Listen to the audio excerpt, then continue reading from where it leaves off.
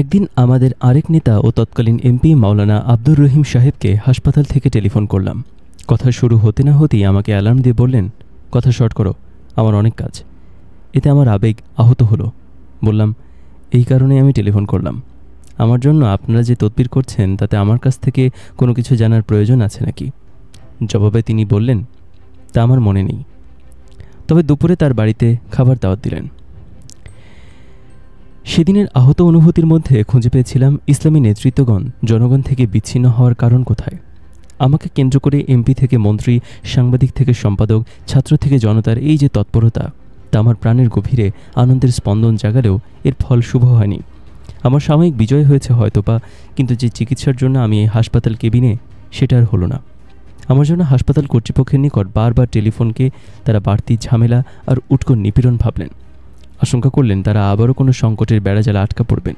অতএব রোগীকে বিদায় দেওয়া উত্তম। আমাকে 10-12 দিনের মধ্যে রিলিজ করে দেওয়া হলো। আমি আবারও কারাগারে ফিরে এলাম। শারীরিক অবস্থার ক্রমাবনতি হতে লাগলো। আবারও কারাগারের ডাক্তারদের শরণাপন্ন হলাম। ডাক্তাররা কারাগারে আমার সুচিকিৎসার ব্যাপারে অপারগতা প্রকাশ করলেন।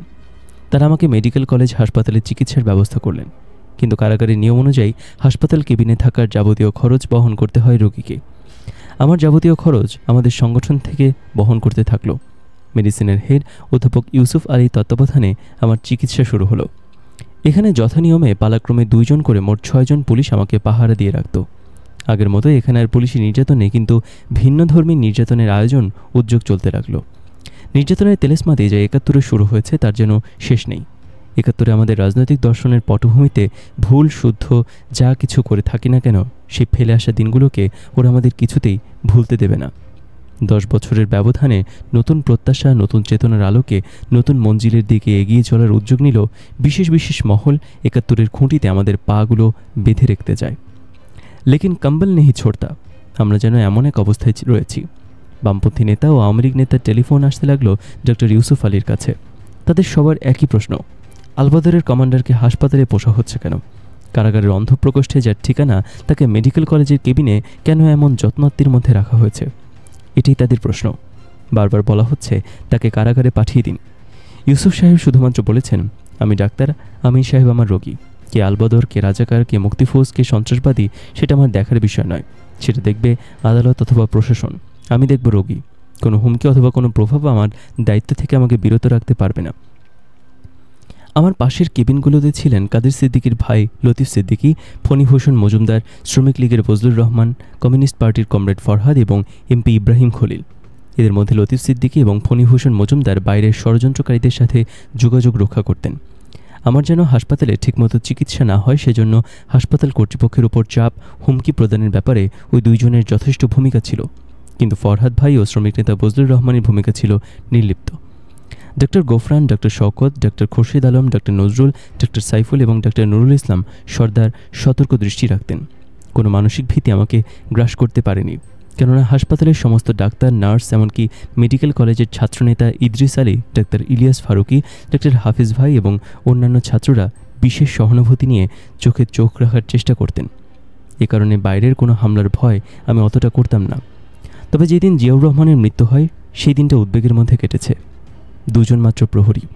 প্রশাসনের শিথিল অবস্থা বিরাজ করছিল সর্বত্র। এছাড়া সংগঠনের তরফ থেকেও কেউ সেদিন যোগাযোগ রক্ষা করেনি। এতে একটু বিচলিত হয়ে উঠি। প্রতিপক্ষের কোনো গ্রুপ আমাকে আঘাত হানতে চাইলে সেই দিনটা ছিল তাদের জন্য উত্তম সময়। যা হোক, যুব মুসলিম লীগ নেতা ইব্রাহিম খলিল ক্যান্সার রোগের চিকিৎসার্থে ফেব্রুয়ারি 1981-এর গোড়ার দিকে হাসপাতালের কেবিনে ভর্তি হন। আমার প্রিজন থেকে, কেবিন থেকে একটু দূরে লতিফ সিদ্দিকীর প্রিজন কেবিনের উত্তর পাশে ছিল তার কেবিন। তার সাথে পরিচিত হতে এবং তার অসুস্থতার খোঁজখবর নিতে তার কাছে ছুটে গিয়েছি। তাছাড়া সম্ভাবনা হওয়া এবং অন্তরের টানে সাক্ষাৎ জরুরি মনে করেছিলাম। আমার পরিচয় বলে তিনি অতি আন্তরিকতার সাথে আমার সম্পর্কে জানার আগ্রহ দেখান। তার অসুস্থতা এবং রোগজনিত কষ্টের কথা চিন্তা করে আমার বিষয়ে সংক্ষেপে তাকে জানালাম। সেই থেকে নিয়মিত তার কেবিনে যাওয়া আসা, কথাবার্তা চলতে থাকে। এ সময় তার পরিবারের সদস্যবর্গ এবং ভাবিসহ মুসলিম লীগ নেতাদের সাথে দেখা হতো এবং তাদের সাথে আলাপ পরিচয় ঘটত। ইতিমধ্যে ইব্রাহিম খলিল ভাইয়ের স্বাস্থ্য অবনতি হলে তাকে উন্নত চিকিৎসার জন্য সরকার ফেব্রুয়ারির শেষ দিকে লন্ডনে প্রেরণ করে।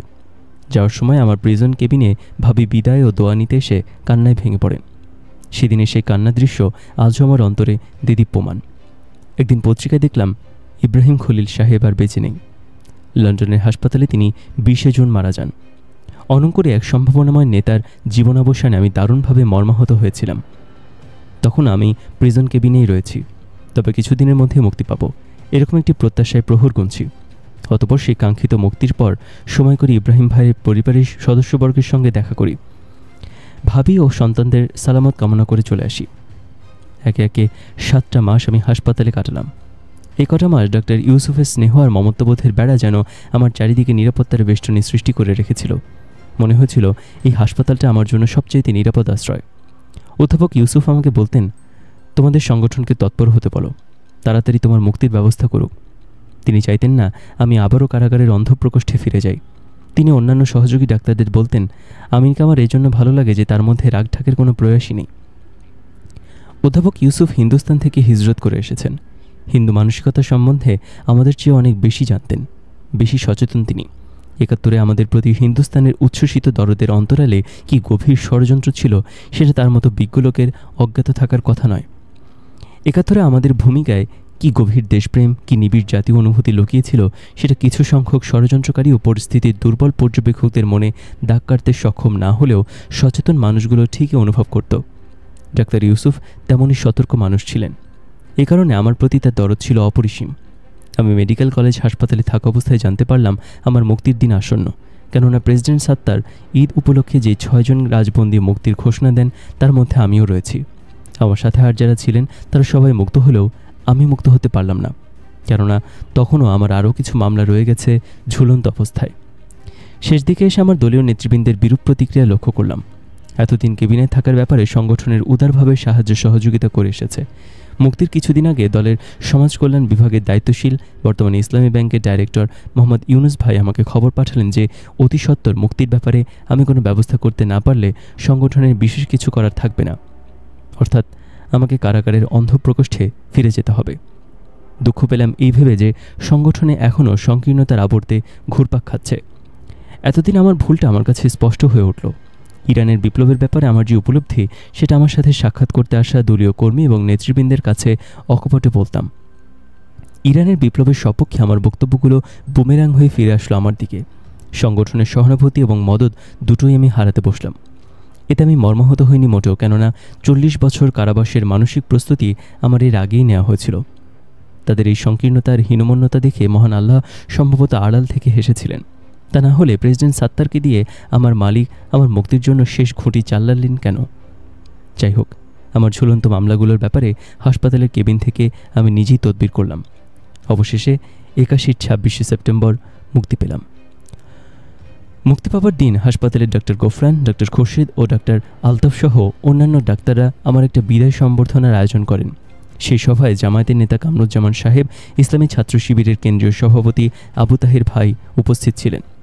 ছাত্রনেতা মোহাম্মদ ইদ্রিস আলী, মেডিকেল কলেজের জিএস জনাব সৈয়দ আবদুল্লাহ মোহাম্মদ তাহির এবং অন্যান্য ছাত্র মিলে আমাকে একটা পার্কার কলম উপহার দেন। এখন আমার বিদায়ের পালা। মুক্ত পৃথিবীর অবারিত আলোর মধ্যেও আমি অন্ধকার থেকে দেখছি কোথায় যাব। আমার লক্ষ্য স্থির করতে পারছিলাম না। অধীর আগ্রহে সংগঠনের নেতৃবৃন্দের প্রত্যাশা করছিলাম। পরবর্তীতে মনে হলো এই প্রত্যাশা ভুল, কেননা আমি কোনো বামপন্থী আন্দোলনের কর্মী নই যে আমার নেতা মানসিকভাবে চাঙ্গা করার জন্য তার কর্মীর নিকট ছুটে আসবে। আমাদের সংগঠনের নেতৃবৃন্দের মধ্যে আব্বাসীয় আভিজাত্যের প্রশ্ন জড়িয়ে আছে। তবে কিছুক্ষণের মধ্যে একটা গাড়ি এলো, কিন্তু সেটা সংগঠনের নয়, উপস্বরাষ্ট্রমন্ত্রী অধ্যাপক আব্দুস সালাম পাঠিয়েছেন।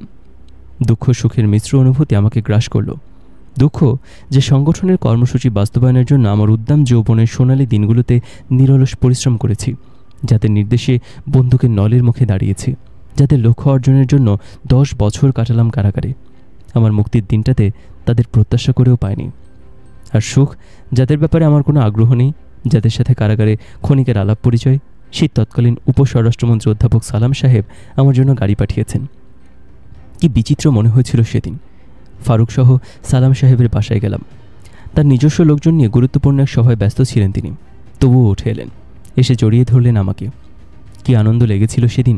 তার অভ্যর্থনার আপ্যায়ন আমাকে লজ্জা দিয়েছিল।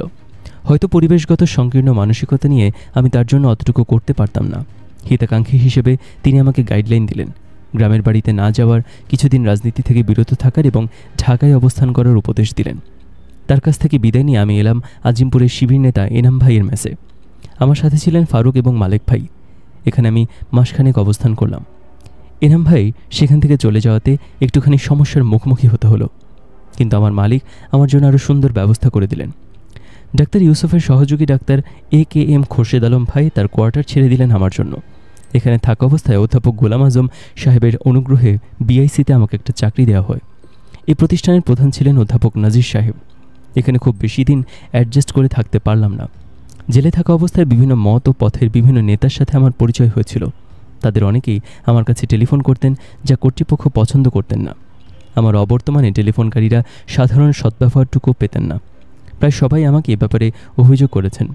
কর্তৃপক্ষের আচার আচরণ থেকে আমি বুঝতে পারলাম যে এখানে আমি একজন চাকরিজীবী ছাড়ার কিছুই নই। এখানে আমার সাংগঠনিক পদ দাবি কিছুই নেই। এই অবস্থায় বেশি দিন থাকা সঙ্গত মনে করলাম না। আল্লাহর পৃথিবী অনেক বড়। আমি স্বাধীনভাবে রুটি রুজির অন্বেষণ করা অধিকতর উত্তম মনে করলাম। সামান্য পয়সার বিনিময়ে কতিপয় দাম্ভিক মানুষের কাছে আমার স্বাধীন সত্তা এবং সংযত বিবেক বন্ধক রাখা কিছুতেই মেনে নিতে পারলাম না। আমি আরেক কারাগার থেকে উন্মুক্ত দিগন্তে ডানা মেললাম। এতে আমার কষ্ট হয়েছে, তাতেও সুখ। পিঞ্জিরায় আবদ্ধ তোতা পাখির মতো ছকবাঁধা মুখস্থ বলে আবৃত্তি করে কাটানোর সুখকে আমি ঘৃণা করি। আমি চাই উদ্দাম ঝড়ো হাওয়ায় দুরন্ত ডানা মেলতে, অন্তরের আবেগ উজাড় করে মুক্তির গান গাইতে। আল্লাহর বিরাট পৃথিবীর আমি একজন, আর এই সমগ্র পৃথিবীটা যেন আমার। হক আর ইনসাফের দীপশিখা নিয়ে এগিয়ে চলার দুঃসাহস যার বুকে পঞ্জীভূত, সে তো বিধিনিষেধ আর জ্যাঠামির বেড়াজালে নিজেকে আটকে রাখতে পারে না। আমিও পারিনি। কারামুক্তির পর বাইরের উন্মুক্ত আলো বাতাসে এসে জীবন ও জীবিকার দিকটা যখন চিন্তা করতাম, তখন আমার সামনে একরাশ নৈরাশ্য ছাড়া কিছুই দেখতাম না। জীবন থেকে আমার 10 বছর খসে গেছে। প্রগতি থেকে আমি 10 বছর পিছিয়ে গেছি। বিবর্তিত রাজনীতি ও সামাজিক অবস্থানেও আমি বিভিন্ন প্রেক্ষাপটে, যেন আমি ভিন্ন গ্রহ থেকে এসে পা রেখেছি এই গতিশীল পৃথিবীতে। জীবনের আঁকাবাঁকা পথগুলো আমার সব অচেনা। এমন সংকটের দিনগুলোতে যে লোকটি আমার হাত ধরে এই অচেনা পথে এক পা করে এগিয়ে নিয়ে গেছেন, তিনি হলেন সাবেক গভর্নর আব্দুল মোনায়েম খান সাহেবের পুত্র খসরু ভাই। বরাবরই তিনি আমাকে স্বাধীন জীবন ও জীবিকার কথা বলতেন। খসরু ভাই তার দরাজ দলিল নিয়ে আমার পাশে আসেন। তিনি বলেন, আপনি তো আমার ভাই, আমি আপনার পাশেই রয়েছি। সংকট উত্তরণে আমার একক প্রচেষ্টার পাশাপাশি অন্যান্যদের সাথে তিনি নিজের চেষ্টা ও তদবির ও সাহায্য সহযোগিতা দিয়ে ক্ষুদ্র হলেও একটা স্বাধীন অর্থনৈতিক ভিত্তির উপর আমাকে দাঁড়াতে সাহায্য করেছেন। তিনি বলতেন, আপনার যে কোনো প্রয়োজনে আমি রয়েছি। এমনকি তার পরিবারের সদস্য হয়ে তার গৃহে অবস্থান করার জন্য আমাকে বলেন। আমি কারাগারে আন্তরীণ থাকাকালে খসরু ভাই, অ্যাডভোকেট হুমায়ুন কবির ভাই এবং পরিবারের সকলের নেপথ্যের সহযোগিতা আমাকে এবং আমার পরিবারকে বেষ্টন করেছিল। কত যুগ আগে তার পরিবারের সাথে আমাদের আত্মিক যোগ হয়েছিল ঠিক বলা মুশকিল।